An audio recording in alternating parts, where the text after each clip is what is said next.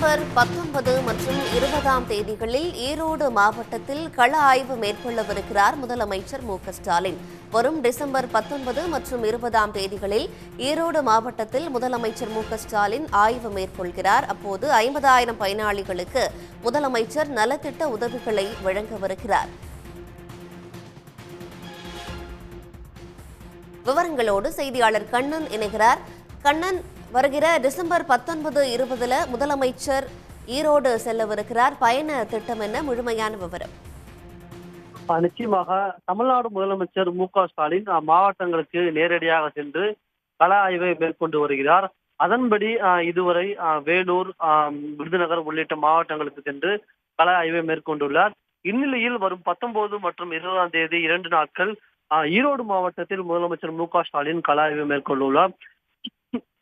அதன்படி 19ஆம் தேதி காலை சென்னையிலிருந்து புறப்பட்டு அவர் ஈரோடு செல்கிறார். இதனைத் தொடர்ந்து மாலை 19ஆம் தேதி மாலை நடைபெறும் பல்வேறு நிகழ்ச்சிகளில் கலந்து கொண்டுள்ளார். இதனைத் தொடர்ந்து 20ஆம் தேதி காலை ஈரோடு புதிய பேருந்து நிலையத்தில் நடக்கும் அரசு விழாவில் முதலமைச்சர் ஸ்டாலின் கலந்து கொண்டு பல்வேறு வளர்ச்சி திட்ட பணிகளை திறந்து வைக்கிறார். மேலும் புதிய வளர்ச்சி திட்ட பணிகளுக்கு அடிக்கல் நாட்டுகிறார். அதன்படி தமிழ்நாடு வீட்டு வசதி வாரியம், வணிக வளாகம், 4 வழிச்சாலை, சுத்திகரிப்பு நிலையம் உள்ளிட்ட பல்வேறு திட்டங்களுக்கு அடிக்கல் நாட்டி திறந்து வைக்கிறார். இதனைத் தொடர்ந்து அங்கு நடைபெறும் நிகழ்ச்சிகளில் சுமார் 50,000 பயனாளிகளுக்கு நலத்திட்ட உதவிகளை வழங்க உள்ளார்.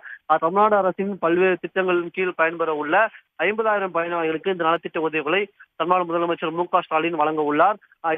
அந்த கள ஆய்வின் போது தமிழ்நாடு முதலமைச்சர் ஸ்டாலின் அந்த பகுதிகளுக்கு சென்று திடீரென்று பல்வேறு பகுதிகளுக்கு சென்று ஆய்வு நடத்தவும் உள்ளார்.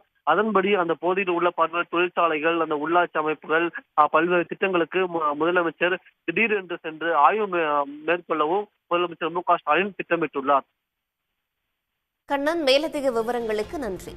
உடனுக்குடன் செய்திகளை தெரிந்து கொள்ள சன் நியூஸ் பெல் ஐகானை கிளிக் பண்ணுங்க.